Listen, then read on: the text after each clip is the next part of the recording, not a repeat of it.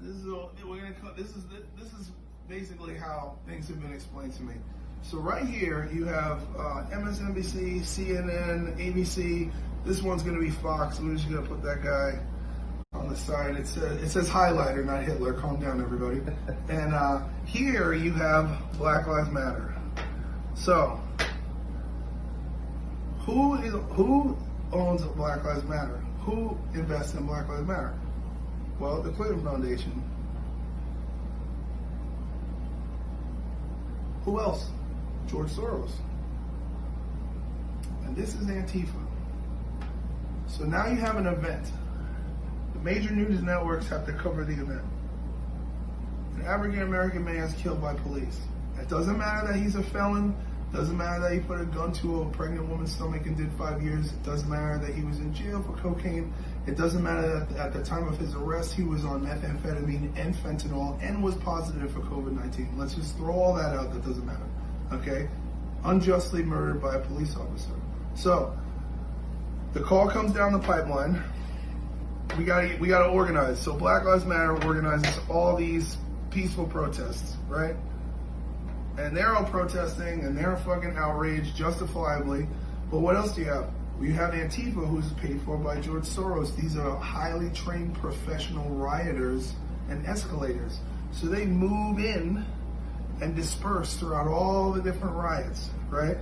And then the Clinton Foundation pumps money into promoting this stuff on social media and pushing the movement. And so the networks all scramble because they're filming the social unrest.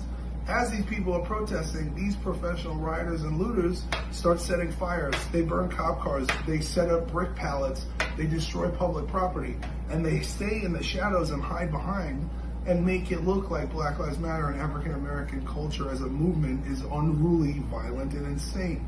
The media then fucking films all of this shit, and this is all you see in your entire feed. But George Soros and Ted Turner and fucking Turner Broadcasting and the Rockefellers and the fucking list goes on, the Rothschilds, they own most of these media companies. And the media companies are making billions of dollars by advertising because everyone's transfixed to the news and everyone's talking about it. So what happens is that the same people who instigate the event and organize the protest and escalate the protest make money off the African American community's outrage and further deplete the morality of the United States. Additionally, while all this is going on, Hillary Clinton and her buddies are all on trial. And they don't want this shit on the news. So this is a huge gaslight, and people are not paying attention to what's going on.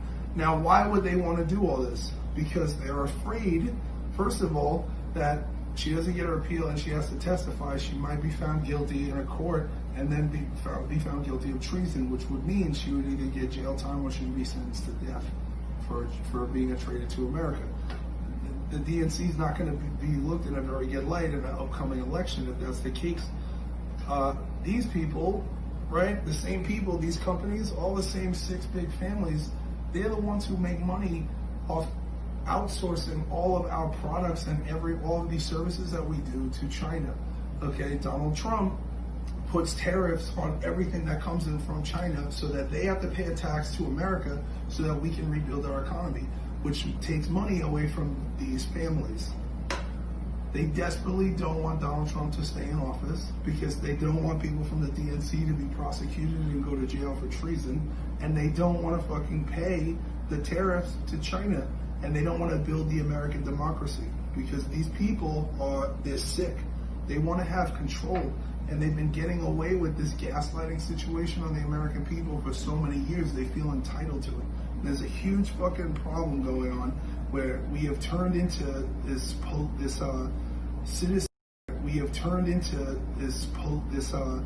citizens policing other citizens over a veil of racism that doesn't exist. I'm African American, I'm 38 years old, I've grown up in this country, and I have not experienced actual racism. I have spent 20 years traveling through 48 states and how many countries? I don't know. Let's say 50 countries all over the world. We don't have a problem with race here, and it's all manufactured.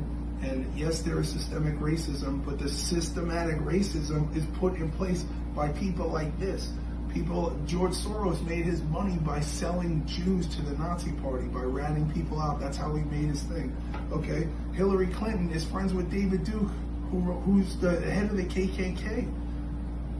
The Democratic Party is the party that lost the Civil War. The Democrats wanted to keep slavery. That's what people don't understand. In 1856, the Democrats started the KKK. And I don't understand why we've erased this from the history books.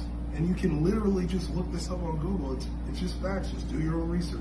So before you get upset, before you start to look at what's going on, before you're told the problem in America, just ask yourself what your own personal reality is. Are you racist? Do you really think you're racist?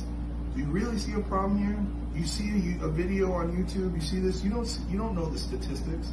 You don't know that 95% of African American men who are killed by other African American men. Black Lives Matter isn't there because it doesn't serve this fucking system. It's a political system. And they're using African Americans and African American pain and tragedy as a political shield to get their agendas done. And we have to stop this. That's it.